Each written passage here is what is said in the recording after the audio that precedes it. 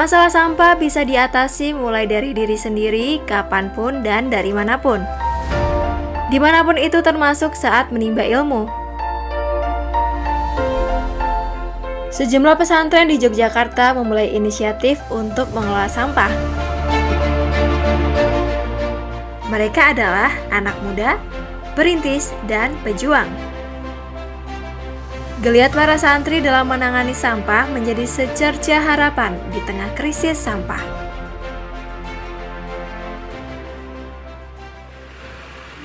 Pemerintah Provinsi Daerah Istimewa Yogyakarta telah resmi menutup TPA Piungan secara permanen. Tercatat volume sampah yang masuk ke TPA Piungan terus mengalami kenaikan. Sepanjang 2022, total lebih dari 270.000 ton sampah menggunung di TPA tersebut tanpa pengolahan. Melihat fakta itu, setiap individu kini harus terlibat dalam pengelolaan sampah. Lalu, kenapa pondok pesantren?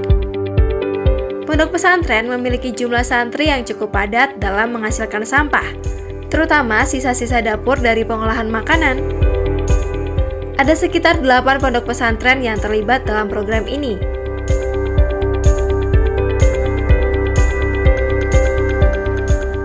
Para santri mengawali pengolahan sampah dengan memilah sampah organik dan anorganik. Setelah itu, berbagai inovasi mereka lakukan dengan cara kreatif. Misalnya di Pondok Pesantren As-Salafiyah Melangi, yang mengelola sampah dari hulu ke hilir melalui badan usaha milik pondok. BUMP menerapkan ekonomi sirkular dalam pengolahan sampah, dimulai dari pemilahan sampah. Kemudian sampah organik dimanfaatkan sebagai pakan maggot. Maggot digunakan sebagai pakan ikan dan ayam. Kotoran hewan ternak diolah menjadi pupuk pertanian untuk greenhouse milik Ponpes. Sementara itu, sampah anorganik diolah menjadi barang lain yang bermanfaat. Dengan pendekatan yang melibatkan seluruh komunitas pesantren, termasuk masyarakat sekitar, revolusi besar terkait sampah pun lahir di Pondok Pesantren An-Nur Ngerukem.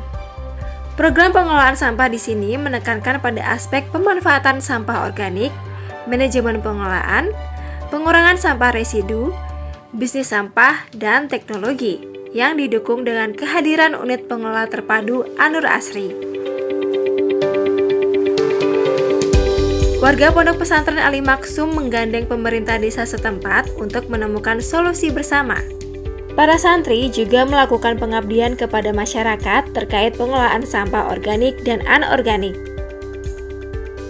Pengelolaan sampah kemudian terintegrasi dengan Innofarm, sebuah pertanian terpadu dengan peternakan dan perikanan. Inovasi lain yakni mengubah sampah menjadi biogas.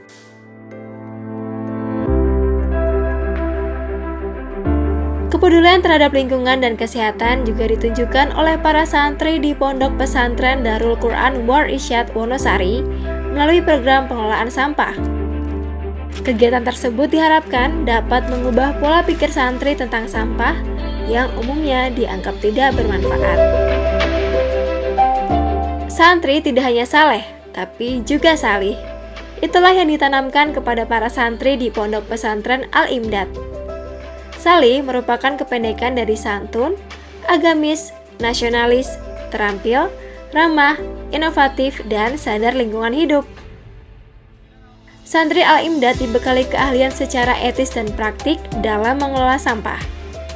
Program pengelolaan sampah dan limbah yang dihasilkan warga pesantren dan masyarakat sekitar bahkan telah berjalan sejak 2009.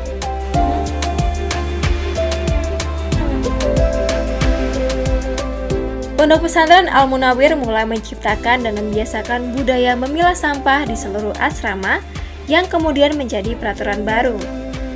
Ponpes ini bahkan menggandeng kolaborasi bersama layanan Pasti Angkut milik Bumdes Panggung Harjo untuk mengolah sampah yang bernilai finansial seperti sampah plastik, kertas, dan residu. Dengan begitu, Ponpes tidak akan membuang sampah ke TPA karena semua sampah telah dikelola dengan baik. Budaya peduli lingkungan juga diterapkan oleh santri di Pondok Pesantren Fadlun Minallah. termasuk dengan membentuk pengurus khusus yang menangani bidang lingkungan. UNPS juga menetapkan peraturan yang mengikat terkait pengelolaan sampah serta menyediakan sarana dan prasarana penunjang.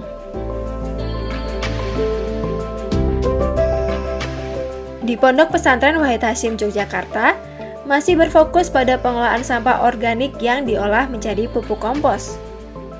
Kemudian, pupuk dimanfaatkan sebagai media tanam di greenhouse pesantren.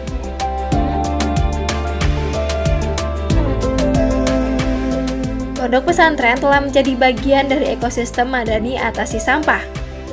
Para santri dan semua pihak diharapkan dapat mengelola sampah secara mandiri. Bahkan ke depan, pengelolaan sampah seperti ini bisa meluas ke berbagai wilayah.